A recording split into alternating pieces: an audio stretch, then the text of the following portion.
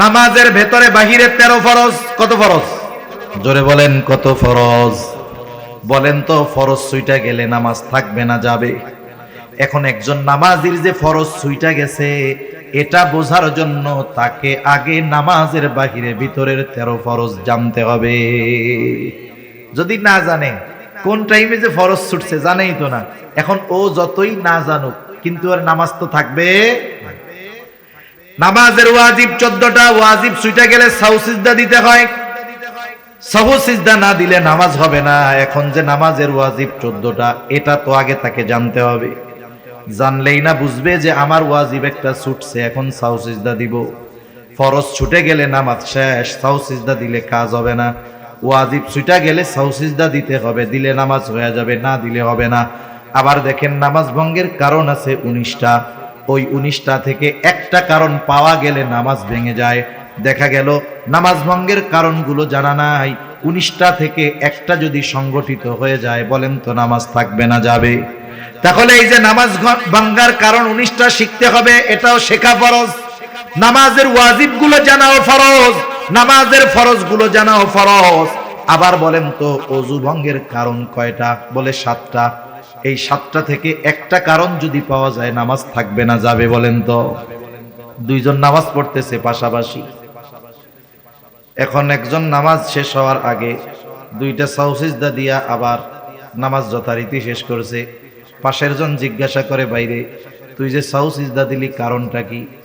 বলে কারণ হইল আমার একটু হদস হয়ে গেছে, মানে একটু বায়ু বের হয়ে গেছে। কি হইছে? বাতাস বের হইছে আর কি। এখন বলেন তো বাতাস বের হইলে কি ওযু থাকবে? ওযু যদি না থাকে নামাজ থাকবে? ও সাহু সিজদা 2টা 200 দিলে কি ওর নামাজ হবে নাকি? দেখেন একটার সাথে একটা কানেক্টেড। যেমন নামাজের বাহিরে ভিতরে 13 ফরজের প্রথম ফরজ কি বলে? শরীর পাক, কাপড় পাক। প্রথম শরীর পাক, তারপরে কি? কাপড় পাক। এখন একজন গোসল তার ফরজ, এখন গোসল ফরজ হইছে, শরীর পাক বানাইতে হবে না? শরীর পাক কেমনে হবে? বলে গোসলের ফরজ যেগুলো আছে এগুলো জেনে গোসল করতে হবে, এরপরে তার দৈহিক পবিত্রতা অর্জন হবে। ঠিক কিনা বলেন? এখন এতে গোসলের ফরজই জানে না, কাজ হবে? শরীর পাক হবে? হবে না। এরপরে মনে করেন কাপড় পাক, কাপড় পাক হইতে হবে।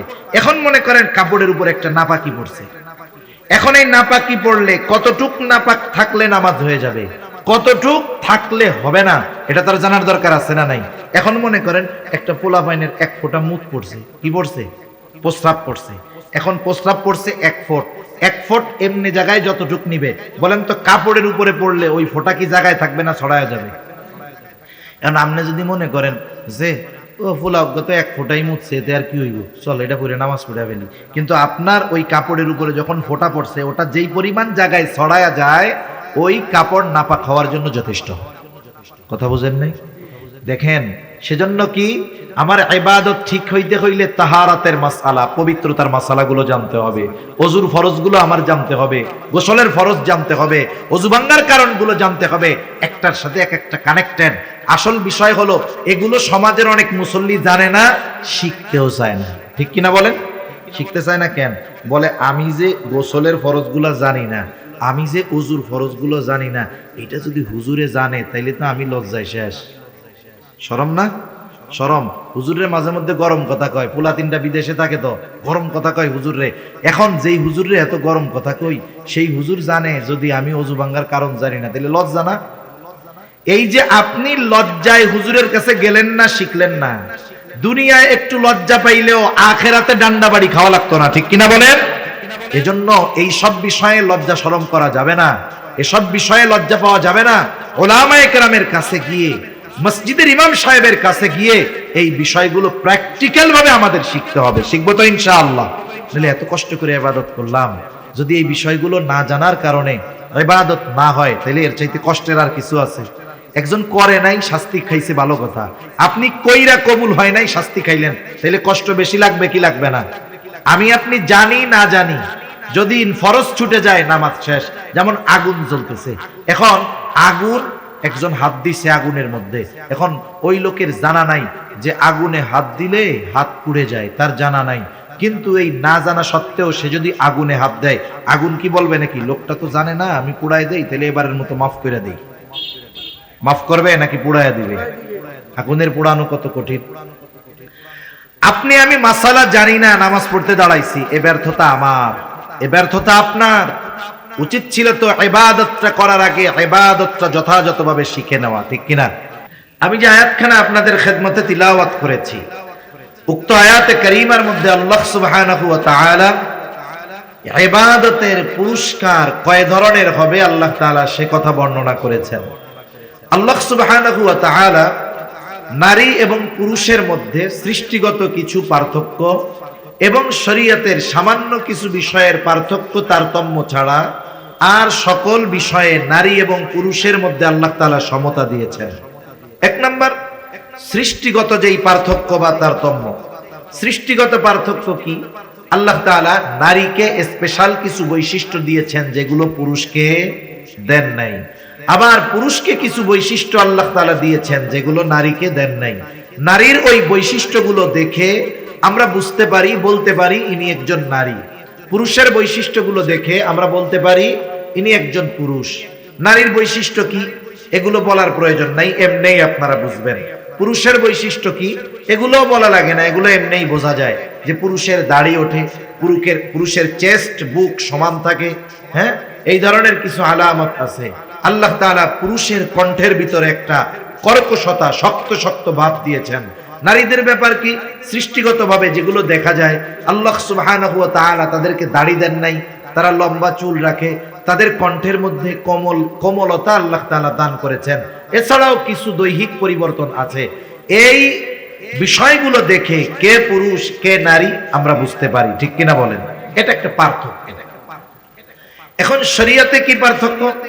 শরীয়তে যেই পার্থক্যগুলো আছে, যেটা দৃশ্যমান মনে হয় কিন্তু আসলে এটাকে পার্থক্য বলা যায় না, কিন্তু বাস্তবতা হলো শরীয়তের যেই বিষয়টা নিয়ে ইসলাম বিদ্বেষীরা ইসলামের উপরে সবচাইতে বড় আঘাত করার অপচেষ্টা করে, এটা হলো যে তারা বলে ইসলাম সম্পদ বন্টনের ক্ষেত্রে নারীদেরকে ঠকিয়েছে। নাউজুবিল্লাহ বলে।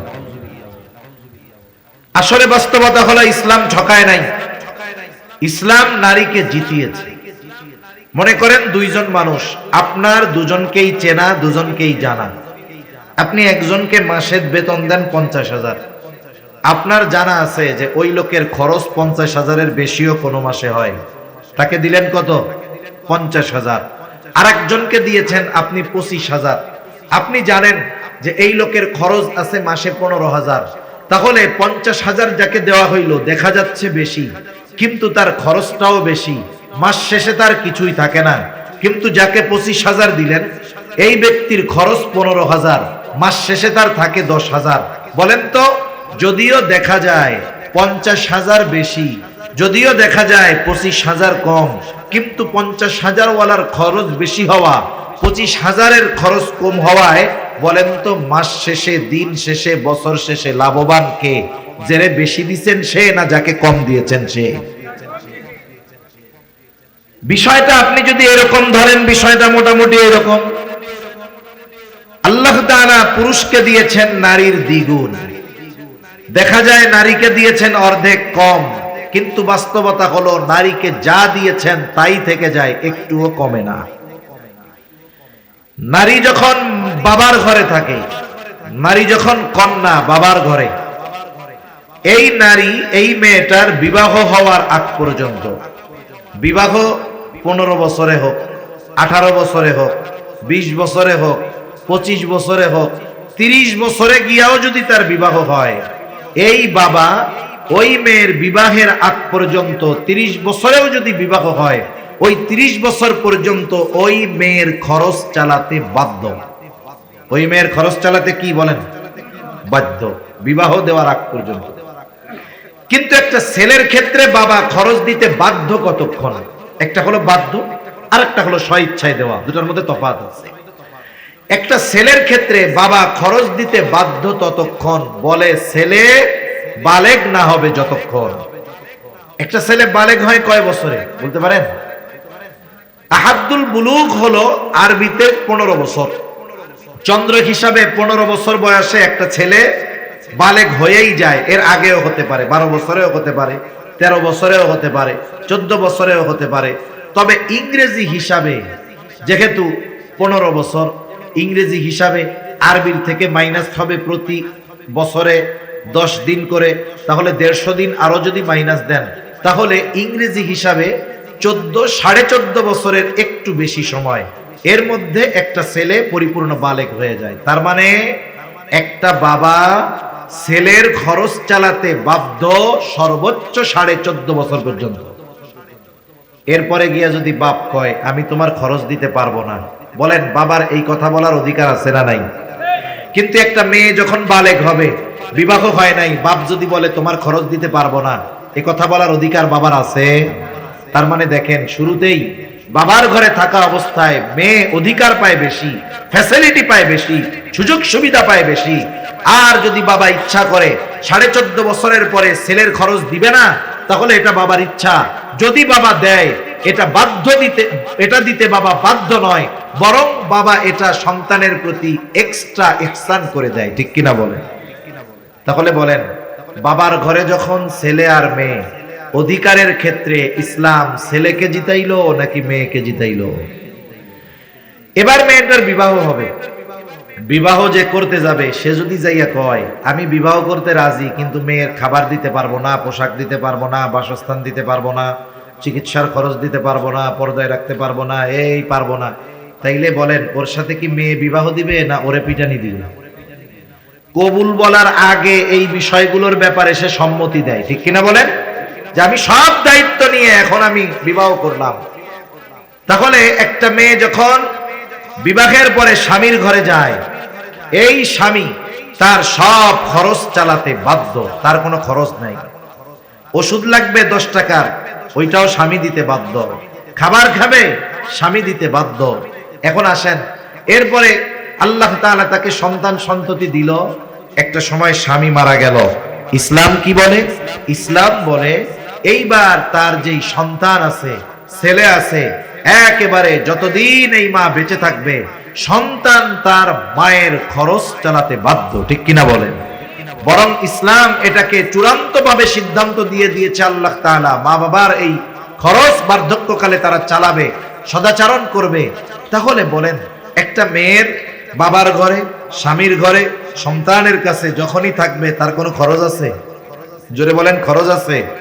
কিন্তু একটা ছেলে, তার জীবনের শুরু থেকেই খরচ, বিয়ে করতে গেলে খরচ, পোলাপান হইলে খরচ, অসুস্থ যদি বউ হয় খরচ, মা বাপ অসুস্থ হইলে তার খরচ, সন্তানগুলো অসুস্থ হইলে তার খরচ। তার মানে ছেলের খরচের কোনো শেষ নাই, মরার আগ পর্যন্ত তার খরচ। ঠিক কিনা কর? তাহলে বলেন, যদিও দেখা যায় যে ইসলাম ছেলেকে বেশি দিয়েছে, বেশি দিয়েছে ঠিক, দেখা যায় বেশি, বলেন তো ছেলের খরচ কম না বেশি? আর মেয়েকে দেখা যায় অর্ধেক দিয়েছে, কিন্তু মেয়ের কোনো খরচ আছে? তাহলে এই দৃষ্টিকোণ থেকে ইসলাম মেয়েকে ঠগায় নাই, ইসলাম মেয়েদেরকে এই জায়গায় জিতিয়ে দিয়েছে। সুবহানাল্লাহ বলে। এজন্য যারা ইসলাম বিদ্বেষী, যারা বলে যে ইসলাম নারীদেরকে ঠকিয়েছে, এটা তাদের একটা শয়তানি মার্কা কথা। কি মার্কা কথা বলেন? শয়তানি মার্কা কথা। আল্লাহ তাআলা বুঝবার তৌফিক দান করুন।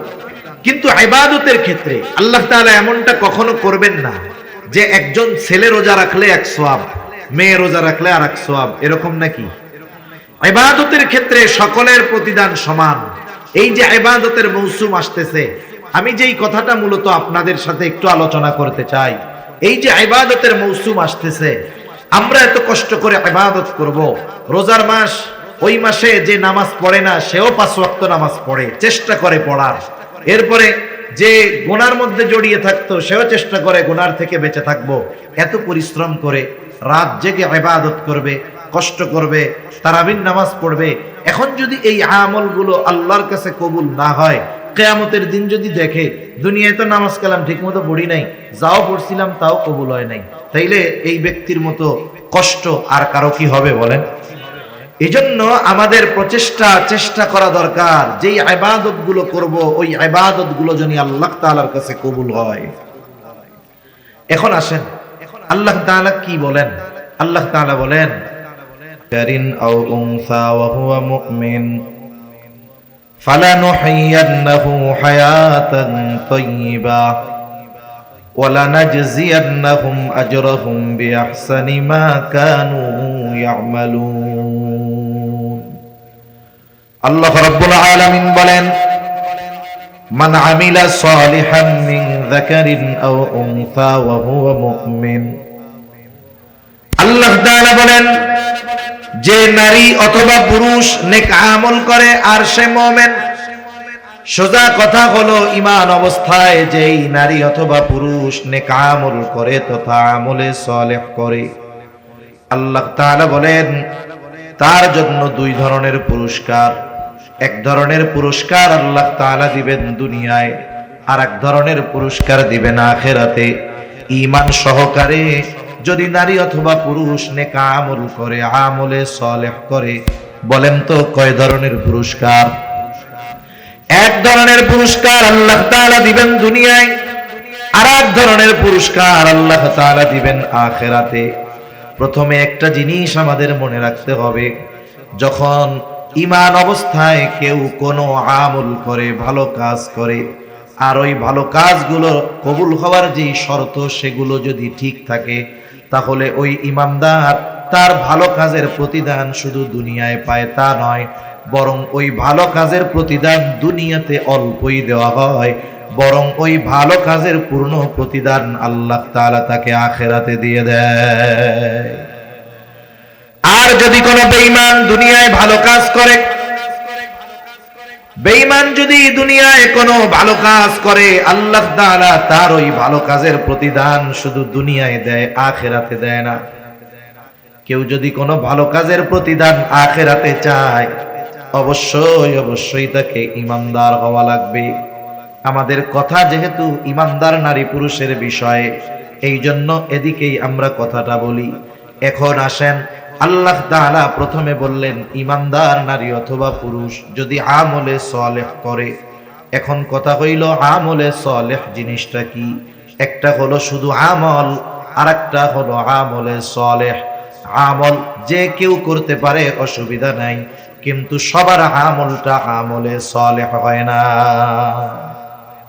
আমলে সালেহ হলো ওই আমল যেই আমল আল্লাহ তাআলার কাছে কবুল হয় কি হয় বলেন কবুল হয় আমলে সালেহ হওয়ার জন্য অনেকগুলো শর্ত আছে কম্পালসরি যেই শর্ত সেটা তো ঈমান এটা তো থাকলোই ঈমান যদি না থাকে তো আমলে সালেহই হবে না সাথে সাথে আরো কয়েকটা বিষয় যদি আমরা ঠিক রাখতে পারি তাহলে আমার আপনার আমল যদি অল্প হয় ছোট হয় ওই অল্প আমলের জন্য বড় প্রতিদান যিনি দিবেন তিনি কে তাহলে আমল যদি আল্লাহ তাআলার কাছে কবুল করাতে হয় তাহলে এক নাম্বার ঈমান তো লাগবেই দুই নাম্বার লাগবে ইখলাস তথা নিয়তের বিশুদ্ধতা লাগবে যে আমি এই আমলটা কার জন্য করতেছি আমি নামাজ পড়তেছি কার জন্য আমি হজ করতেছি আলহাজ হাজি হওয়ার জন্য নাকি আল্লাহর জন্য আমি দান সাদকা করতেছি কার জন্য আল্লাহর জন্য এই বিষয়গুলো আগে ফিক্সড করতে হবে মোট কথা হলো আমার ছোট বড় সকল আমল আল্লাহ তাআলার জন্যই করতে হবে ইখলাস বিষয়টা দেখা যায় না ইখলাসের সম্পৃক্ততা হলো অন্তরের সাথে কিসের সাথে এজন্য আল্লাহ রাব্বুল আলামিনের কাছে ইখলাসওয়ালা ইবাদত বড় সুন্দর ইবাদত বলে পরিগণিত হয় আল্লাহ তাআলা বেশি ইবাদত চান না আল্লাহ রাব্বুল আলামিন সুন্দর ইবাদত চান পবিত্র কোরআনুল কারীমের সূরাতুল মুলক আল্লাহ তাআলা বলেন আল্লাযী খালাকাল মাউতা ওয়াল হায়াতা লিয়াবলুয়াকুম আইয়ুকুম আহসানু আমালা তিনি আল্লাহ যিনি মৃত্যু এবং জীবন সৃষ্টি করেছেন কেন বলে লিয়াবলুয়াকুম তোমাদের পরীক্ষা করার জন্য আবার যদি প্রশ্ন করি আল্লাহ কিসের পরীক্ষা বলে পরীক্ষা হলো আইয়ুকুম আহসানু আমালা পরীক্ষা হলো তোমাদের কার আমল কত সুন্দর তাহলে বলেন আল্লাহ তাআলা বেশি ইবাদত চায় নাকি সুন্দর ইবাদত চায় এখন সুন্দর কাকে বলে আমাদের সংজ্ঞায় সুন্দর একরকম আল্লাহ তাআলার সংজ্ঞায় সুন্দরটা হলো আরেক রকম। আমরা সুন্দর বলি ওইটাকে যেটা চোখে দেখার পরে আমাদের ভালো লাগে, এটাকে বলি সুন্দর। কিন্তু আল্লাহ তাআলার কাছে সৌন্দর্যের সম্পর্কটা হলো অন্তরের সাথে। যদি আল্লাহ তাআলার কাছে চেহারা সৌন্দর্যের কারণে সুন্দর বলে বিবেচিত হইতো, তাহলে ওই আফ্রিকার মানুষগুলো এরকম দামি মানুষ হতে পারতো না। আল্লাহ তাআলার কাছে আফ্রিকার অনেক কালো মানুষের দাম অনেক। হযরত বেলাল রাদিয়াল্লাহু তাআলা আফ্রিকান লোক, কালো, বলেন তো আল্লাহর কাছে দাম কম না বেশি? তাহলে আল্লাহ তাআলার সংজ্ঞায় সুন্দর কারা? নবীজি বলেন, ইন্নাল্লাহা লা ইয়ানজুরু ইলা সুওয়ারিকুম ওয়ালাকিন ইয়ানজুরু ইলা কুলুবিকুম। নিশ্চয়ই আল্লাহ তাআলা কারো সূরত দেখেন না, আল্লাহ তাআলা কারো সিরাত দেখেন না। আল্লাহ তাআলা দেখেন না কে কত সুন্দর, কার বংশ কত বড়, কার বংশ কত ভালো। আল্লাহ কি দেখেন? বলে ওয়ালাকিন ইয়ানজুরু ইলা কুলুবিকুম, বরং আল্লাহ তাআলা দেখেন কার অন্তর কেমন, কার হৃদয়টা কেমন। এখন ইবাদত কবুলের অন্যতম দ্বিতীয় শর্ত ইখলাস। বলেন, ইখলাস কি দেখার সাথে সম্পৃক্ত না হৃদয়ের সাথে সম্পৃক্ত? মনে করেন আপনাদের মসজিদে আইসা আমি হুজুর নামাজে দাঁড়ায় গেছি, মসজিদ ভরা মুসল্লি, হুজুর নামাজে দাঁড়িয়েছে, সকলে হুজুরের দিকে তাকায়। বাপ বাপ আমারও যে মানুষ তো আমারে দেখতেছে, আমার নামাজ দেখতেছে, তাইলে আমার নামাজটা একটু সুন্দরভাবে পড়তে হবে। আমি লম্বা কেরাত পড়লাম, সুন্দরভাবে ধীর স্থিরতার সাথে রুকু করলাম, রুকু হইতে সুন্দর হয়ে দাঁড়াইলাম, এরপরে সুন্দরভাবে সেজদা করলাম, একেবারে এমন ধীর স্থিরতার সাথে নামাজ 2 রাকাত শেষ করলাম। মুসল্লি সব দেইখা বলে কত সুন্দর নামাজ। বলেন তো মুসল্লিদের কাছে নামাজটা সুন্দর, কিন্তু আল্লাহর কাছে সুন্দর নাকি? কেন? বলে এই নামাজ আমি আল্লাহকে দেখানোর জন্য পড়ি নাই, মানুষকে দেখানোর জন্য পড়ছি। এই জন্য আমার আপনার ইবাদত যদি আল্লাহকে দেখানোর জন্য করা হয় তথা আল্লাহর জন্য করা হয়, ওই ইবাদতটা আল্লাহ তাআলার কাছে সুন্দর ইবাদত বলে গণ্য হয়। আর যদি মানুষকে দেখানোর জন্য ইবাদত করা হয়, ওই ইবাদত কিছু কিছু সময় শাস্তির কারণ হবে। প্রসিদ্ধ এক হাদিস আবু হুরায়রা রাদিয়াল্লাহু তাআলা আনহু থেকে বর্ণিত, নবীজি বলেন, কিয়ামতের দিন আল্লাহ তাআলা সর্বপ্রথম 3 শ্রেণীর মানুষকে হিসাবের জন্য ডাকবে। 1 নাম্বার, একজন শহীদকে ডাকা হবে। রক্তাক্ত অবস্থায় শহীদ আল্লাহর সামনে হাজির হয়ে যাবে। আল্লাহ তাআলা জিজ্ঞাসা করবে, তোমার এই অবস্থা কেন? লোকটা বলবে, আল্লাহ, কাফেরদের বিরুদ্ধে জিহাদ করে আমি আমার জীবনকে উৎসর্গ করে দিয়েছি। আল্লাহ জিজ্ঞাসা করবেন, কেন জিহাদ করছো, জীবন দিছো? লোকটা বলবে, আল্লাহ, আমি যুদ্ধ করেছি আপনার সন্তুষ্টির জন্য।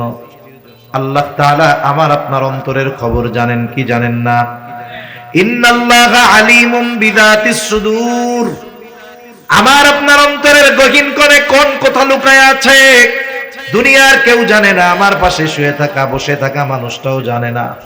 কিন্তু অন্তরে কি আছে যিনি জানেন তিনি কে? আল্লাহ তাআলা বলবেন, বান্দা, আমি আল্লাহ তোমার অন্তরের খবর জানি। তুমি মিথ্যা কথা বলতেছ, তুমি যুদ্ধ করেছো যাতে করে দুনিয়ার মানুষ তোমার বীরত্বের প্রশংসা করে, যাতে করে দুনিয়ার মানুষ তোমাকে বাহাদুর বলে, বীর বলে।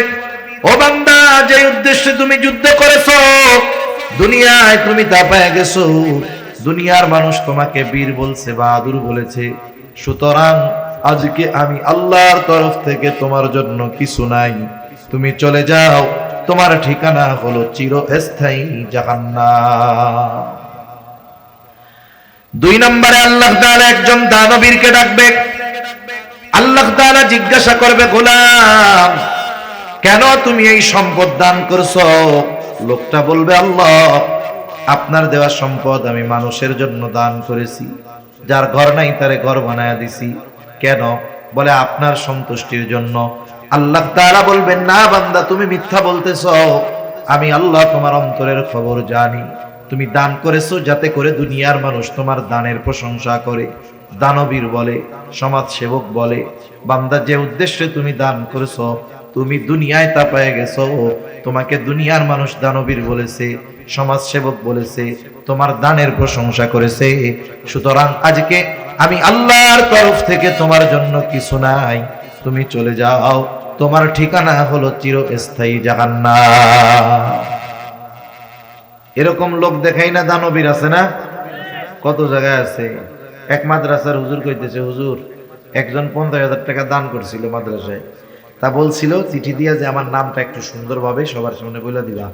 তা বেচারার আর কইতে টইতে মনে নেই। এখন এই যে মাহফিলে মানুষের সামনে বলে নাই কেন, দানের ঘোষণা দেয় নাই কেন, পরে এসে টাকা ফেরত নিয়ে গেছে গা।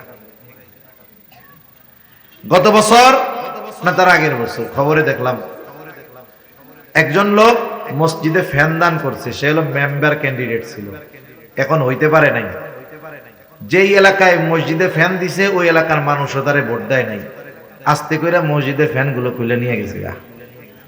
এইরকম দান যদি কোটি কোটি টাকাও করা হয়, কোনো লাভ আছে? দানবীর হওয়ার লাইগা দান করে লাভ নাই, ভোট পাওয়ার লাইগা দান করে লাভ নাই, কোনো দাম নাই এইসব, ঠিক কিনা বলেন?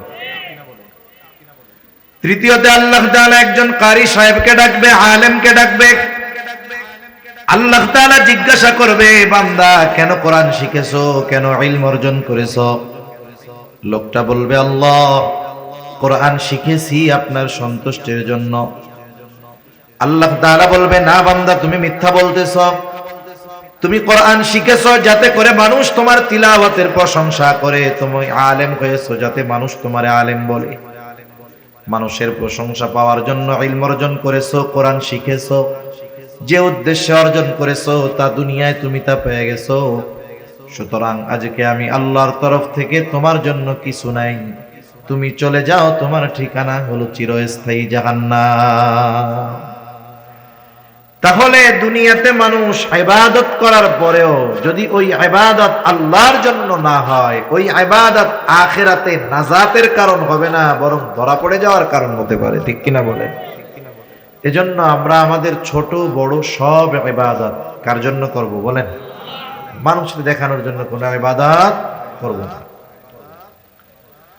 2 নাম্বার যেই জিনিসটা দরকার সেটা হলো ইবাদত করতে হবে, তবে সেটা সুন্নাত তরিকায় আল্লাহর জন্য করতে হবে, সুন্নাত তরিকায় করতে হবে। ইবাদতের পদ্ধতিটা হবে নবীজির দেখানো পদ্ধতি অনুসারে।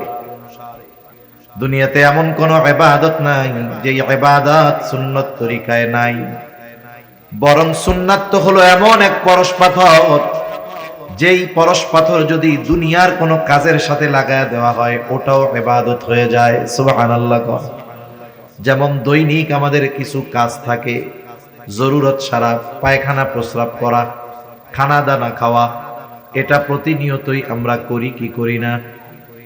কেউ যদি দৈনিক 10 বার বাথরুম করে সওয়াব হবে নাকি? কোনো দৈনিক যদি 10 বার বাথরুম করতে যায় সওয়াব হবে? যদি একবারও না যায় গুনাহ হবে। গুনাহ হবে না, সওয়াব হবে না, এমন এক কাজ। কিন্তু এই কাজটা যদি নবীজির তরিকায় করে, কার তরিকায়?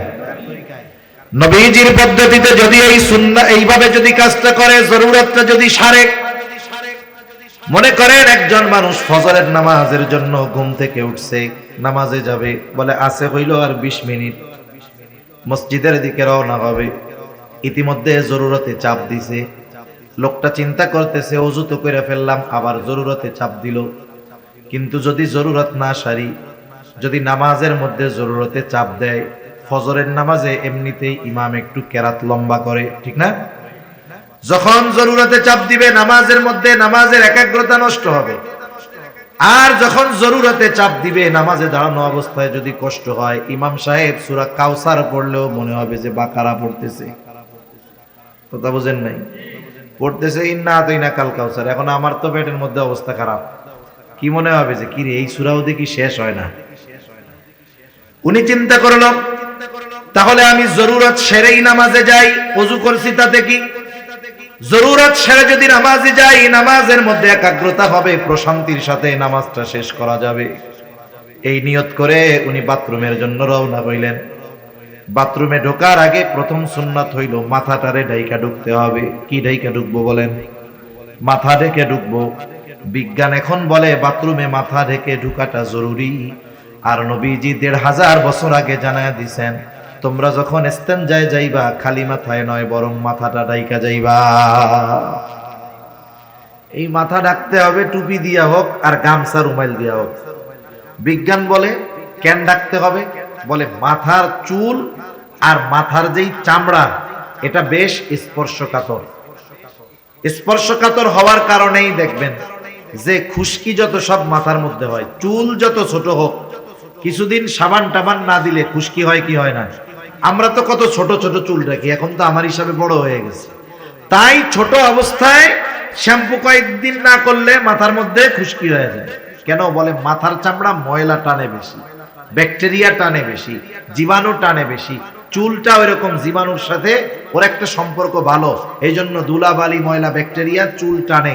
এবং এই মাথার স্ক্রিন চামড়া ও ব্যাকটেরিয়াকে খুব কাছে টানে। এই জন্য মাথা ডাইকা যদি যাওয়া হয় তাহলে ওই জায়গার ব্যাকটেরিয়া বাথরুমের মধ্যে যেগুলো থাকে ওগুলো মাথার সাথে এর কোনো সংযোগ হবে না, বাইচে থাকা যাবে। আচ্ছা দেখেন, চুল ছোট হইলেও খুশকি পড়ে যায় এই জায়গা দিয়া, ময়লা হয়ে যায়।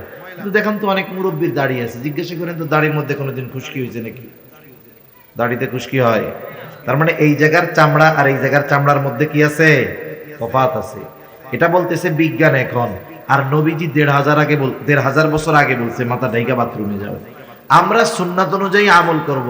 স্পেশাল যদি কোনো ফজিলত থাকে দুনিয়ার, ওইটা এমনিই পাবো, ঠিক কিনা?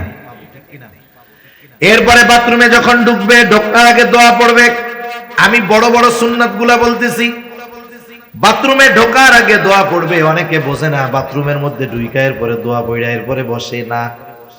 আগে দোয়া পড়তে হবে, এরপরে ঢুকবে। বাম্পা দিয়ে ঢুকবে, বাথরুমের মধ্যে বসবে, জরুরত সারবে। টিস্যু থাকলে টিস্যু, ঢিলা কুলুপ থাকলে ব্যবহার করবে, পরিষ্কার পরিচ্ছন্ন হবে পানি দিয়া। ভেতরে যদি অজুর ব্যবস্থা থাকে অজু করে বের হবে, আর যদি অজুর ব্যবস্থা না থাকে সে বের হয়ে আসবে ডান পা দিয়ে। বের হওয়ার পরে দোয়া পড়বে। এই যে দেখেন জরুরতটা সারলো কেন? বলে নামাজের সুবিধার্থে। কোন পদ্ধতিতে সারছে? বলে সারছে হলো নবীজির তরিকায়। এই কাজটা এমনি করলেই করতে পারতো, কিন্তু যখন নবীজির সুন্নাতকে এই কর্মের সাথে লাগায়া দিল, এই কর্মটাও তার আমল নামায় সওয়াব যোগ হওয়ার কারণ হয়ে গেল। যেখানে দুনিয়াবি কাজগুলো যদি নবীর তরিকায় করা হয় এইটায় সওয়াব পাওয়া যায়, আর ইবাদত অবশ্যই অবশ্যই এটা সুন্নাত তরিকায় করতে হবে, ঠিক কিনা বলেন? এজন্য অনেক সময় বলে না যে আমরা সুন্নাত তরিকায় নামাজ পড়বো। এই সুন্নাত তরিকার নামাজ শিখতে হয়। আমরা ওলামায়ে কেরাম, ইমাম সাহেব এনাদের কাছ থেকে গিয়ে নামাজটা কি করব? শিখবো। যে কোনো ইবাদতের সুন্নাত পদ্ধতি আছে। এত নয়েজ কেন ভাই? মাত্রাতিরিক্ত নয়েজ, আওয়াজও এত মিষ্টি না, কর্কশ। মনিটরের আওয়াজ হবে একবারে সফট, নরম, কানে এসে লাগতেছে। তাহলে যে কোনো ইবাদত এটা করব কোন তরিকায়? বলে সুন্নাত তরিকায়। কি তরিকায়? সুন্নাত তরিকায়। তাহলে ইবাদত কবুলের প্রথম শর্ত, প্রধান শর্ত ঈমান, 2 নাম্বার শর্ত ইখলাস, 3 নাম্বার শর্ত হলো সুন্নাত, 4 নাম্বার শর্ত হলো যে ইবাদত করবে ওই ইবাদতের মাসলা মাসাইল গুলো জানবে। একজন মানুষ নামাজ পড়বে, বলেন তো নামাজের কিছু জরুরি মাসলা মাসাইল আছে না নাই? এগুলো জানার দরকার। এই জন্য নবীজি সাল্লাল্লাহু আলাইহি ওয়াসাল্লাম বলেন, তলাবুল ইলমি ফারিদাতুন আলা কুল্লি মুসলিম। দ্বীনে ইলম শিক্ষা করা প্রত্যেক মুসলমান নরনারীর উপরে ফরজ। কতটুকু ফরজ? কেউ কেউ বলেন একজন নিজে দ্বীনের উপরে পরিপূর্ণ চলার জন্য যতটুকু ইলমে দ্বীন দরকার শেখা ফরজ। আবার কেউ কেউ বলেন না, আর একটু বেশি শিখতে হবে। কতটুকু বেশি? আল্লাহ তাআলা কোরআনুল কারীমের মধ্যে বলেন, ইয়া আইয়ুহাল্লাযীনা আমানু কু আনফুসাকুম ওয়া আহলিকুম নারা। আল্লাহ তাআলা বলেন, হে ঈমানদারেরা, নিজে জাহান্নামের আগুন থেকে বাঁচো, অধীনস্থদেরকেও বাঁচাও। নিজে কেমনে বাঁচবা? বলে আল্লাহ তাআলার আদেশ নিষেধ মান্য করার মাধ্যমে নিজে জাহান্নাম থেকে বাঁচো। অধীনস্থদের কেমনে বাঁচাইবা? বলে তাদেরকে দ্বীনের উপরে পরিচালনা করার মাধ্যমে বাঁচাও। নিজে চলার মাধ্যমে বাঁচো, অধীনস্থদেরকে চালানোর মাধ্যমে বাঁচাও। এখন বলেন, আমি আপনি যদি পরিপূর্ণ দ্বীনের উপরে চলতে যাই, ইলমে দ্বীন অর্জন করার দরকার আছে না নাই? নিজে যদি চলতে চাই ইলমে দিন দরকার, তাইলে আরেকজনরে যদি চালাইতে চাই ওই চালানোর জ্ঞান দরকার আছে না নাই? তাহলে কতটুকু শিখতে হবে? বলে কমপক্ষে নিজে এবং নিজের অধীনস্থদেরকে দ্বীনের উপরে চালানো যায় এই পরিমাণ ইলমে দিন শিক্ষা করা প্রত্যেক মুসলমান নরনারীর উপরে ফরজ। এখন বাস্তবতা হইল আমাদের সমাজের অনেক মানুষ আছে নামাজি, ভালো মানুষ, 5 ওয়াক্ত নামাজ পড়ে, কিন্তু আফসোস এই পরিমাণ ইলমে দিন সে শিক্ষা করে নাই। তাহলে তো সে গুনার মধ্যে আছে, ঠিক কিনা বলেন? এখন শিখবো কেমনে? এক এক কথায় আসলে এক একটা শুধু বাড়তে থাকে। আমি চাইতেছি কমাইতে, এটা আরো বাড়ে। শিখবো কেমনে? শেখার পদ্ধতিটা কি? আমাদের ছোট ছোট বাচ্চা যারা আছে এদেরকে আমরা মাদ্রাসায় দিলে, নুরানি মাদ্রাসায় দিলে এগুলো শিখতে পারবে, ঠিক কিনা বলেন? শুনেন, যে জামানা আসতেছে, আগামী প্রজন্ম দিনহীন হয়ে যায় কিনা, দিন শূন্য হয়ে যায় কিনা, তাদেরকে তো নাস্তিক মুরতাদ বানানোর জন্য আমাদের পাঠ্যপুস্তকের মধ্যে নাস্তিক্যবাদ, সেকুলারিজম, ধর্মহীনতা, সমকামিতা সহ সকল ধরনের পাপাচার শিক্ষা দেওয়ার অপচেষ্টা চলতেছে, ঠিক কিনা বলেন? আমরা বুঝতেছি যে এই শিক্ষার দ্বারা আমাদের সন্তান জান্নাতের রাস্তা বহুদূর, ওর জাহান্নামে এলো দৌড়ায় দৌড়ায় যাবে। কেউ চায় না যে তার সন্তান বদ্দিন হোক। তাহলে কি করার দরকার? বলে সন্তানদেরকে আগে দিন শেখাইতে হবে। আপনি আগে আপনার সন্তানটাকে মাদ্রাসায় দিবেন, দিন শিখাবেন। একটা ছেলে যদি নুরানিতে 3, 4, 5, 4 পর্যন্ত পড়ে, আশা করা যায় ওই ছেলেটা জরুরতে দিন তথা দিনের উপরে চলার জন্য যতটুকু জ্ঞান অর্জন করা ফরজ ততটুকু আলহামদুলিল্লাহ সে অর্জন করে ফেলে। তাহলে কি হইল? আপনি তাকে যে এই যে দিনের উপরে চালানোর জন্য দিন শেখাইলেন, এটা তার হক আপনার উপরে ছিল। আপনি যেই বাপ, ডাক্তারের বাপ, ইঞ্জিনিয়ারের বাপ, অনেকে এসে গর্বের সাথে বলে আমার 3 পোলা ডাক্তার। আপনি ডাক্তার বানাইছেন, ঠিক আছে, টাকা কামাইবে, অসুবিধা নাই, কিন্তু এই ডাক্তারকে যদি আপনি ওই পরিমাণ দিন শেখানোর ব্যবস্থা না করেন, ওই ডাক্তার যদি কিয়ামতে জাহান্নামে যায়, আপনি বাপরে আগে জাহান্নামে নেওয়ার ব্যবস্থা সে করবে, ঠিক কিনা বলেন? এজন্য জাগতিক লাইনে যা বানান না কেন সেটা পরের হিসাব, কিন্তু তার ভিত্তিমূলক শিক্ষাটা দ্বীনি শিক্ষায় দেন। এটা এখন আমাদের জন্য সর্বোচ্চ জরুরি, কারণ আমাদের সন্তানদের ক্লাস 3 থেকেই নাস্তিক বানানোর কর্মকাণ্ড এরা চালু করে দিচ্ছে, ঠিক কিনা বলেন? সন্তান আপনার, ভবিষ্যৎ আপনার সন্তানের, চিন্তা করবেন, সিদ্ধান্ত নেবেন, এটাও আপনারা। আমরা শুধু আপনাদের বলে দিতে পারি, আপনাদের সিদ্ধান্ত নিয়ে নেওয়ার ক্ষমতা বা সিদ্ধান্ত দেওয়ার ক্ষমতা আমাদের নেই। আমরা সতর্ক করতে পারি, ঠিক কিনা বলেন? তাহলে দ্বীন ইলম ছোট মানুষদের তো শিক্ষা করবে। এখন আমরা বুড়া মুরব্বী, আমরা কোত্থেকে শিখবো?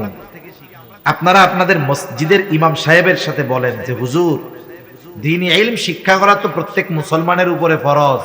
কোন বিষয়গুলো বা কতটুকু শিক্ষা করা ফরজ আমরা তো জানি না। আপনি দৈনিক আমাদের 1 ঘন্টা সময় দেন, আধা ঘন্টা সময় দেন, যে আমরা জরুরতে দিন তথা যে বিষয়গুলো ফরজ এগুলো আমরা একটু শিখি। আসল কথা হইল, চার দোকানে টিভি দেখা 5 ঘন্টা কাটাইতে কষ্ট হয় না, কিন্তু ইমাম সাহেবের কাছে গিয়া 1 ঘন্টা দিন শিখতে গেলে জান বাইর হয়ে যায়, ঠিক কিনা বলেন? আপনার আমার সুযোগ আছে, এই জবাবদিহিতা আল্লাহ তাআলার কাছে করতে হবে। এটা বলতে পারবো না যে হুজুর আল্লাহ আমরা শিখি না, এর জন্য মোল্লারা দায়ী। কেন? শেখার জন্য তো নিজের আগ্রহের দরকার। আপনার সময় ছিল, সুযোগ ছিল, 4 দোকানে টিভির সামনে বসে আড্ডা দিয়ে গল্প দিয়ে কাটাইছেন, আপনি 1-1.5 ঘন্টা সময় মসজিদে ইমাম সাহেবের কাছে দিতে পারেন নাই, এর জন্য ধরা খাইতে হবে কি হবে না? এজন্য এখন থেকে, আজকে থেকে দৃঢ় প্রতিজ্ঞাবদ্ধ হব। যারা মনে করেন যে আমার জরুরতে দিন, যতটুক দিন শেখা ফরজ জানা নাই, আপনি ইমাম সাহেবের সাথে পরামর্শ করেন, হুজুর কোন কোন বিষয়গুলো শিখতে হবে, একটা একটা করে আমাদেরকে এক এক দিন শিখাইয়া দেন। যদি 2, 4, 6 মাস মেহনত করেন, সর্বোচ্চ মুরব্বী মানুষ জেহেনে ধরবে কম, এই 6টা মাস যদি একটু মেহনত করেন, ইনশাআল্লাহ যতটুকু দিন শেখা ফরজ আপনি শিখে ফেলতে পারবেন। যদি না শিখেন কি হবে? দেখা গেল এই গুরুত্বপূর্ণ ইবাদত গুলো নষ্ট হবে, আপনি টেরও পাবেন না। যেমন একটা বলি, নামাজের ভেতরে বাহিরে 13 ফরজ। কত ফরজ? জোরে বলেন, কত ফরজ? বলেন তো, ফরজ ছুইটা গেলে নামাজ থাকবে না যাবে? এখন একজন নামাজির যে ফরজ ছুইটা গেছে, এটা বোঝার জন্য তাকে আগে নামাজের বাহিরে ভিতরের 13 ফরজ জানতে হবে। যদি না জানে, কোন টাইমে যে ফরজ ছুটছে জানেই তো না, এখন ও যতই না জানুক, কিন্তু আর নামাজ তো থাকবে। নামাজের ওয়াজিব 14টা, ওয়াজিব ছুটে গেলে সাহু সিজদা দিতে হয়। সাহু সিজদা না দিলে নামাজ হবে না। এখন যে নামাজের ওয়াজিব 14টা, এটা তো আগে তাকে জানতে হবে। জানলেই না বুঝবে যে আমার ওয়াজিব একটা ছুটছে, এখন সাহু সিজদা দিব। ফরজ ছুটে গেলে নামাজ শেষ, সাহু সিজদা দিলে কাজ হবে না। ওয়াজিব ছুটে গেলে সাহু সিজদা দিতে হবে, দিলে নামাজ হয়ে যাবে, না দিলে হবে না। আবার দেখেন নামাজ ভঙ্গের কারণ আছে 19টা, ওই 19টা থেকে একটা কারণ পাওয়া গেলে নামাজ ভেঙে যায়। দেখা গেল নামাজ ভঙ্গের কারণগুলো জানা নাই, 19টা থেকে একটা যদি সংগঠিত হয়ে যায়, বলেন তো নামাজ থাকবে না যাবে? তাহলে এই যে নামাজ ভাঙ্গার কারণ 19টা শিখতে হবে, এটাও শেখা ফরজ। নামাজের ওয়াজিব গুলো জানাও ফরজ, নামাজের ফরজ গুলো জানাও ফরজ। আবার বলেন তো ওযু ভঙ্গের কারণ কয়টা? বলে 7টা। এই 7টা থেকে একটা কারণ যদি পাওয়া যায়, নামাজ থাকবে না যাবে? বলেন তো। দুইজন নামাজ পড়তেছে পাশাপাশি, এখন একজন নামাজ শেষ হওয়ার আগে 2টা সাহু সিজদা দিয়া আবার নামাজ যথারীতি শেষ করেছে। পাশের জন জিজ্ঞাসা করে বাইরে, তুই যে সাহু সিজদা দিলি কারণটা কি? বলে কারণ হইল আমার একটু হদস হয়ে গেছে, মানে একটু বায়ু বের হয়ে গেছে। কি হইছে? বাতাস বের হইছে আর কি। এখন বলেন তো বাতাস বের হইলে কি ওযু থাকবে? ওযু যদি না থাকে নামাজ থাকবে? ও সাহু সিজদা 2 টাকা 200 দিলে কি ওর নামাজ হবে নাকি? দেখেন একটার সাথে একটা কানেক্টেড। যেমন নামাজের বাহিরে ভিতরে 13 ফরজের প্রথম ফরজ কি বলে? শরীর পাক, কাপড় পাক। প্রথম শরীর পাক, তারপরে কি? কাপড় পাক। এখন একজন গোসল তার ফরজ, এখন গোসল ফরজ হইছে, শরীর পাক বানাইতে হবে না? শরীর পাক কেমনে হবে? বলে গোসলের ফরজ যেগুলো আছে এগুলো জেনে গোসল করতে হবে, এরপরে তার দৈহিক পবিত্রতা অর্জন হবে। ঠিক কিনা বলেন? এখন হাতে গোসলের ফরজই জানে না, কাজ হবে? শরীর পাক হবে? হবে না। এরপরে মনে করেন কাপড় পাক, কাপড় পাক হইতে হবে।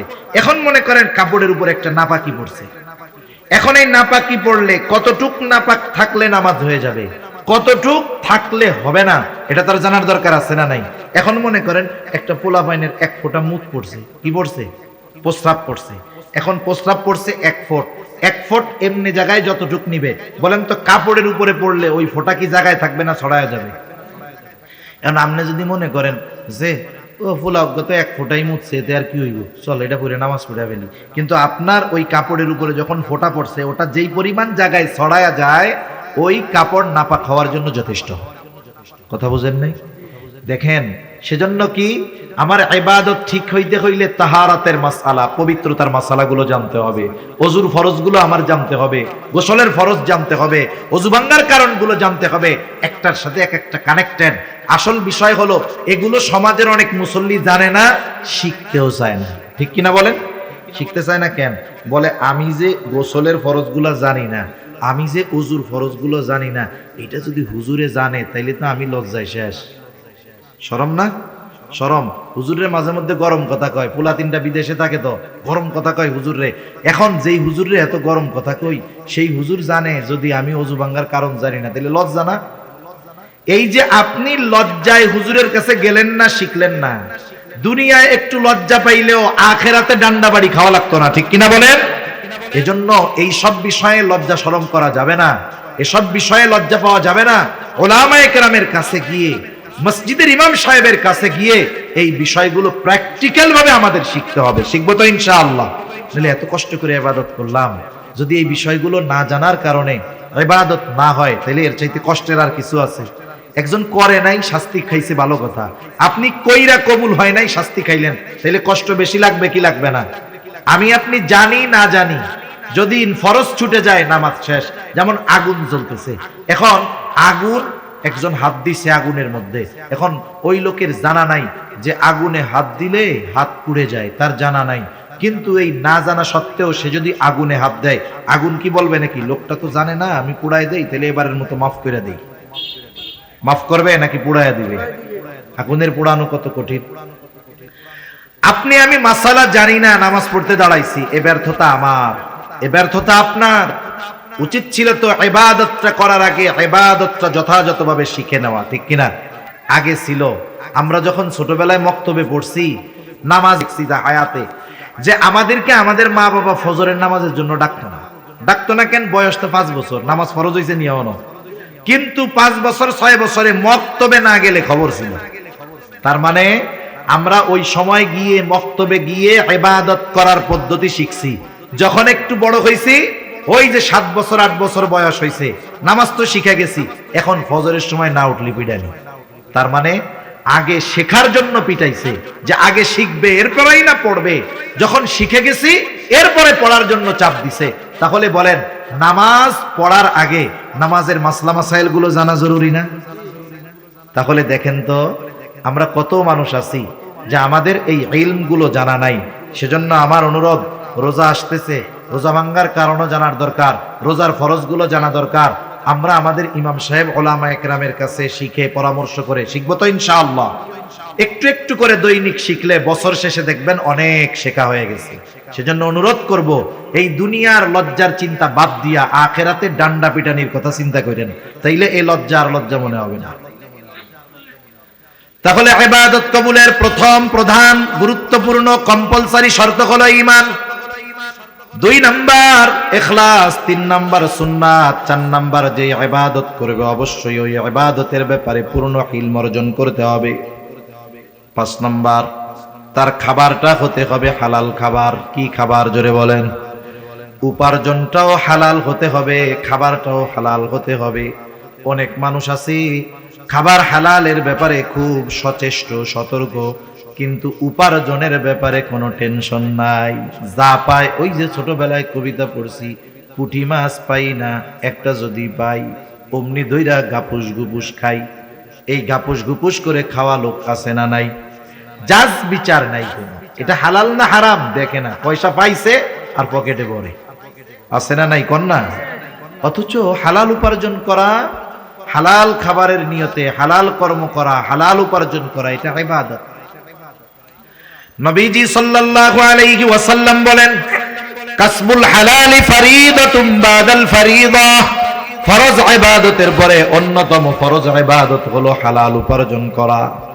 কোন ব্যক্তি যদি হালাল উপার্জনের নিয়তে হালাল কর্ম করে আর যদি ফরজ ইবাদত গুলো যথাযথভাবে করে, এই ব্যক্তি যখন হালাল খাওয়ার নিয়তে, হালাল উপার্জনের নিয়তে হালাল কর্ম করে, তার ওই হালাল কর্মটাও তার আমলনামায় ইবাদত হিসাবে যোগ হয়ে যায়। সেজন্য যারা হালাল কর্ম করে, কর্ম ছোট হইলেও লজ্জা পাওয়ার কোনো কারণ নেই। একজন অটো চালায়, সিএনজি চালায়, অন্যের জমিনে কামলা দেয়, সে যদি এই পরিশ্রমটা, এই হালাল কর্মটা হালাল রুজির জন্য করে, হালাল উপার্জনের নিয়তে করে এই হালাল কাজ, তাহলে এটা তার কি হবে বলেন? ইবাদত হবে। কিন্তু আফসোস, আমাদের দেশের মানুষ কেউ যদি সুযোগ পায় হারাম উপার্জনের, ওই হারামের নাম পাল্টাইয়া ওরা খাওয়া শুরু করে। যেমন সমাজে অনেক চাকরি আছে, ওই চাকরি হইলে কয় আলহামদুলিল্লাহ, আমার আর বেতনের টাকায় হাত দেওয়া লাগবে না। নাউজুবিল্লাহ। কেন বেতনের টাকায় হাত দেওয়া লাগবে না কেন? কয় বকশিস টকশিস যা পামো তাতেই তো কাম সারা। সরকারি চাকরি করে বকশিস, এটা ঘুষের নাম দিছে, ঘুষের কয়েকটা নাম আছে, একটা দিছে বকশিস, চা পানের টাকা, স্পিড মানি। এখন আবার কতক লোক এই ঘুষের টাকারে হাদিয়ার নাম দিয়া চালায়। নাউজুবিল্লাহ বলেন। হাদিয়ার ব্যাপারে নবীজি বলেন, হাদিয়া আদান প্রদানে মহব্বত বাড়ে, এটা দেওয়া সুন্নত, নেওয়া সুন্নত। আর এই ঘুষ রে বানাইছে হাদিয়া। নাউজুবিল্লাহ বলেন। বলে কিছু হাদিয়া দিয়েন, কামটা কইরা দিব না। কোন জায়গায় কি জিনিস ব্যবহার করতে হয় বুঝে না। এটার নাম দিছে স্পিড মানি। আপনি সরকারি অফিসে যাবেন, দেখবেন কামের গতি নাই, যেই টাকা দিবেন বলে ওই টাকায় গতি বেড়ে যায়, এই জন্য এটার নাম কি? স্পিড মানি। নাউজুবিল্লাহ। এই যে টাকাগুলো খাইতেছে, এখন ঘুষ মনে করে খায় না, ও উল্টা মনে করে ওইটা মনে হয় ওর পাওনাটা হক। ঘুষ খায় কি মনে করে? কন্যা হক মনে করে। আল্লাহ ওদের হেদায়েত দান করুক, সকলে বলি আমিন। আর রাশি ওয়াল মুরতাশি ওয়ার রায়েশ, ঘুষখোর, ঘুষ দাতা, ঘুষ গ্রহিতা, ঘুষ দাতা, ঘুষ গ্রহিতা, মধ্যস্থতাকারী, এই তিনজনই সমান অপরাধী। তিনজনই কি বলেন না? সমান অপরাধী। বান্দার হক নষ্ট করে এরা। সেজন্য অনেকে উপার্জনের ক্ষেত্রে হালাল না হারাম যাচাই করে না। সেজন্য আমরা সমাজে দেখি অনেক নামাজি মানুষ ঘুষ খায়, কিন্তু নাম পাল্টায় খায়, মনে করে ওর জন্য বৈধ। এখন বলেন তো, ঘুষ খাওয়া নিঃসন্দেহে হারাম, কেউ যদি এটাকে হালাল মনে করে খায় তার ঈমান থাকবে নাকি চলে যাবে? সেজন্য সাবধান, আমাদের উপার্জনটা আমরা হালাল করব। আবার দেখেন, অনেকে কর্ম করে হারাম, কিন্তু উপার্জন পরিশ্রমের উপার্জন। একজন এক জায়গায় কাজ করে, এক রেস্টুরেন্টে কাজ করে, কথার কথা, ওই জায়গায় তাকে শুধু মানুষকে পানি দিতে হয় না, লাল পানিও দেওয়া লাগে। লাল পানি চিনেন তো? মদ পরিবেশন করতে হয়, এর বিনিময়ে মাস শেষে সে বেতন পায়। এখন নবীজি বলতেছেন, যারা মদের সাথে সম্পৃক্ত 10 শ্রেণীর মানুষ, এরা সব আল্লাহর লানত প্রাপ্ত। এর মধ্যে এক শ্রেণীর মানুষ কারা করে? বলে যে মদ পরিবেশন করে। এখন বলেন, যে ওই রেস্টুরেন্টে চাকরি করে, যেখানে মদ দেওয়া লাগে মানুষরে, তার এই কর্মটা হালাল না হারাম? তাহলে তার কর্ম হালাল হতে হবে, উপার্জনও হালাল হতে হবে। অনেকের কর্ম হালাল, কিন্তু উপার্জনের মাধ্যমটাকে বানায় ফেলছে সে হারাম। সে বেতন পাইতো কর্মের কারণে, ঠিক আছে, অসুবিধা নাই, কিন্তু ওই যে আলাদা ইনকাম করা শুরু করছে, ওইটা কি হইলো বলেন? হারাম। তাহলে শর্ত দুইটা, কর্ম হালাল, বিনিময়টাও কি হইতে হবে? হালাল। এই হালাল উপার্জনের নিয়তে যে হালাল কর্ম করবে, তাহলে এই কর্মটাও তার আমাল নামায় ইবাদত বলে যোগ হবে। সুবহানাল্লাহ বলে। এরপরে খাবারটা হতে হবে হালাল। যে কথা বলতেছিলাম, যে অনেকে উপার্জনের ক্ষেত্রে কোনো টেনশন নাই, যা পাইছে তাই নাই, কিন্তু খাবার হালালের ব্যাপারে সচেষ্ট সতর্ক থাকে। বাজারে গিয়া গোশত কেনার আগে কসাইরে জিজ্ঞাসা করে, বিসমিল্লাহ কইয়া গরু জবাই দিছস? মানে আল্লাহর নাম কইয়া কি গরু জবাই দিছিলি? যদি আল্লাহর নাম সাইডা ইচ্ছা কইরা বাদ দিয়ে, আল্লাহর নাম বাদ দিয়ে গরু জবাই দেয়, ওই গরুর গোশত তো আর হালাল থাকবে না। থাকবে? কত সচেষ্ট। পকেটের মধ্যে টাকা পয়সা ঠিকই ঘুষের, দোকানে যায় কসাইরে জিজ্ঞাসা করে যে বিসমিল্লাহ কইয়া গরু জবাই দিছিলি নাকি? এরকম লোক আমাদের সমাজে আছে। কসাইও তো চালাক কম না। কসাই কি বলে? বলে এই ভুল আমি করি না, নামাজ কালাম পড়ি না, এটা আমার পাপ, আল্লাহ চাইলে মাফ করে দিবে। ইচ্ছা করে যদি বিসমিল্লাহ বাদ দিয়ে গরু জবাই দেই, এই গরুর গোশত হালাল থাকবে না, যারাই খাবে সবাইরে হারাম খাওয়ানো হবে, আমার কবিরা গুনাহ হবে, বান্দার হক নষ্ট হবে। এত হিসাব দিতে রাজি নাই, এই জন্য গরু জবাই দেওয়ার সময় বিসমিল্লাহ কইতে ভুলি নাই আমি। এবার খুশির ঠেলায় বলে, রমজান মাস চলে আসছে তো, বাংলাদেশ যা 800 টাকা গরুর কেজি, কয়দিন পরে 2000-1000 টাকা হয়ে যায় কিনা ঠিক নাই, তাহলে দে, রোজার মাসে সেহরির খাওয়ানি, গরুর গোশত দে 10 কেজি দে আমাকে। এখন বলেন, সুন্দর মতো হালাল গরুর গোশত কেনার সময় পকেট থেকে টাকা দিছে, এটা কি? জোরে বলেন, এটা কি? আরে হারাম টাকা দিয়ে হালাল কিনলো, সে তো হারামের মতোই, ঠিক কিনা বলেন? এজন্য আমাদের উপার্জনটাও হালাল হতে হবে, খাবারটাও হালালই হওয়া লাগবে। এখন যাদের খাবার উপার্জন হারাম, হারামের সাথে যারা তাদের নিজের জীবনটাকে জড়ায় ফেলছে, এদের বড় বড় কয়েকটা ক্ষতি। 1 নাম্বার ক্ষতি, যে হারাম খায় তার দোয়া আল্লাহ তাআলা কবুল করে না। এই যে দোয়া কবুলের ঘোষণা আল্লাহ তাআলার পক্ষ থেকে যেই সময়গুলোতে আছে, এই যে লাইলাতুন নিসফে মিন শাবান গেছে, প্রতিদিন মধ্যরাতের পর থেকে নিয়ে সুবহ সাদিক পর্যন্ত আল্লাহর যেই ক্ষমার ঘোষণা আছে, রোজার মাসে স্পেশাল শবে কদর, এই ফজিলতের মাস, সময় ক্ষমার ঘোষণা আছে, বাইতুল্লাহ গেছে, দোয়া কবুলের কত স্থান আছে, যেই জায়গাগুলোই গেলে আল্লাহ দোয়া কবুল করে। কিন্তু ওই হারামখোর যে, সে যতই বিনয়ের সাথে দোয়া কবুলের সময়, দোয়া কবুলের স্থানে গিয়েও যদি দোয়া করে, এই হারামখোরের দোয়া আল্লাহ কবুল করবে। তাহলে 1 নাম্বার ক্ষতি, দোয়া কবুল হবে না। 2 নাম্বার যেই ক্ষতি, আল্লাহর নবী বলেন, লা ইয়াদখুলুল জান্নাতা জাসাদুন গুদিয়া বিল হারাম, হারাম ভক্ষণকারীর শরীর জান্নাতে প্রবেশ করবে না। যেই দেহ হারাম টাকা দিয়ে গঠিত, যে হারাম খাবার দিয়ে গঠিত, এই দেহটা জান্নাতের জন্য অনুপযুক্ত। একটু চিন্তা করে দেখেন তো, দুনিয়ার সামান্য সুখ স্বাচ্ছন্দ্যের কথা চিন্তা করে, দুনিয়া একটু ভালো পড়ার লোভে, একটু ভালো খাওয়ার আশা করে যারা উপার্জনকে হারাম বানিয়েছেন, খাবারকে হারাম খাবার দ্বারা দেহ গঠন করতেছেন, এই মানুষগুলার শরীরকে আল্লাহ তাআলা, আল্লাহর নবী জানিয়ে দিয়েছেন, জান্নাতের জন্য এগুলো অনুপযুক্ত বলে ঘোষণা করা হয়েছে। 3 নাম্বার ক্ষতি, বলে তার ইবাদত কবুল হবে না। আল্লাহ তাআলা বলেন, ইয়া আইয়ুহার রাসূলু কুলু মিনাত তাইয়্যিবাতি ওয়া'মালু সালিহা। আল্লাহ তাআলা বলেন, হে রাসূলগণ, কুলু মিনাত তাইয়্যিবাত, আপনারা পবিত্র খান, ওয়ামালু সালিহা, আর আমলে সালেহ করেন। বুজুর্গানে দ্বীন বলেন, আল্লাহ ওয়ালাদের জবানে শুনেছি, যার খাবার পবিত্র হয় না তার ইবাদত আল্লাহর কাছে কবুল হয় না। যার খাবার পবিত্র হয় না তার আমলে সালেহ হয় না। তার মানে খাবার পবিত্র দরকার, এরপরে যদি আমল করে অন্যান্য শর্তগুলো যদি ঠিক থাকে তার ইবাদত আল্লাহ তাআলা কবুল করে নেয়। হারাম খাবারের চতুর্থ, হারামের চতুর্থ ক্ষতি, বলে হারামকে যদি কেউ হালাল মনে করে ঈমান থাকে না। কেউ যদি হারামকে হালাল মনে করে ঈমান থাকবে?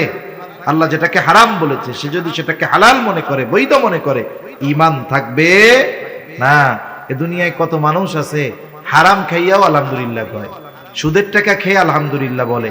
বলেন তো, কেউ যদি বিসমিল্লাহ বলে ঠাট্টা মস্করা করতেছে, বিসমিল্লাহ কইয়া মদ খায়, ওর ঈমান থাকবে না যাবে? কেউ যদি এমনে মদ খায় কবিরা গুনাহ হবে, কিন্তু যদি সে মদকে বৈধ হালাল মনে করে কিন্তু মদ খায় না, তার ঈমান চলে যাবে। বিসমিল্লাহ বলে খাইছে, শেষ। খাইয়া আলহামদুলিল্লাহ কইছে, শেষ। এজন্য বুঝতে হবে যে কত সতর্ক সচেষ্ট থাকার দরকার আমাদের। হারামকে হালাল মনে করলে ঈমান থাকবে না। আমাদের সমাজে কত মানুষ সুদের টাকায় ফ্যামিলি চলে, কত সুন্দর খায় আর কয় আলহামদুলিল্লাহ। আছে না নাই? চাকরি করতো, সরকারি চাকরি, 20,000, 25,000, 30,000 টাকা বেতন পায়। তখন চাকরিকালীন সময় ভালো চলে নাই, এখন চাকরি নাই, খুব শান্তিতে আছে। এখন জিজ্ঞাসা করে কেমন চলে এখন? আগে তো চাকরি ছিল, এখন তো চাকরি নাই। কয় আগের চাইতে আরো ভালো চলে। কেমনে চলে? কয় 1 কোটি টাকা পাইছিলাম, এক জায়গায় রাখছি, আমারে মাসে মাসে 1 লাখ দেয়, আলহামদুলিল্লাহ খুব ভালো চলতেছে। এখন বলেন তো, এই সুদের টাকা, স্পষ্ট সুদের টাকা খেয়ে যদি কেউ আলহামদুলিল্লাহ বলে, অবস্থা টাইট না? এজন্য সতর্ক সচেষ্ট থাকার দরকার। হযরত চলে আসছে, আমার আলোচনা শেষ। দেখেন, এখন এই শর্তগুলো ঠিক থাকলে মুমিন নারী পুরুষ যেই হোক তার ইবাদত কবুল করবেন কে? ইবাদত যদি কবুল হয় তাহলে কয় ধরনের পুরস্কার? বলে 2 ধরনের। এক ধরনের পুরস্কার দুনিয়ায়। দুনিয়ায় কি দিবে? বলে ফালা নুহইয়ান্নাহু হায়াতান তাইয়্যিবা, দুনিয়ায় আল্লাহ তাআলা তাকে পবিত্র এক জিন্দেগি দান করবে। আখিরাতে কি দিবে? বলে ওয়ালা নাজসিয়ান্নাহুম আজরাহুম বিআহসানি মা কানু ইয়ামালুন, আর আখিরাতে আল্লাহ তাআলা তাকে কি দিবে? বলে দুনিয়ায় যেই পরিমাণ আমল করছে তার চাইতে বহুগুণ প্রতিদান আল্লাহ তাআলা তাকে দিবে। এজন্য সম্মানিত সুধী, আমলের মৌসুম, ইবাদতের মৌসুম চলে আসছে। আমরা এই শর্তগুলোকে ঠিক রেখে আমরা আমাদের ইবাদতগুলো করব তো ইনশাআল্লাহ। তাহলে দুনিয়ায় উত্তম প্রতিদান, আখিরাতে উত্তম প্রতিদান। আল্লাহ সুবহানাহু ওয়া তাআলা আমাদের সবাইকে কথাগুলো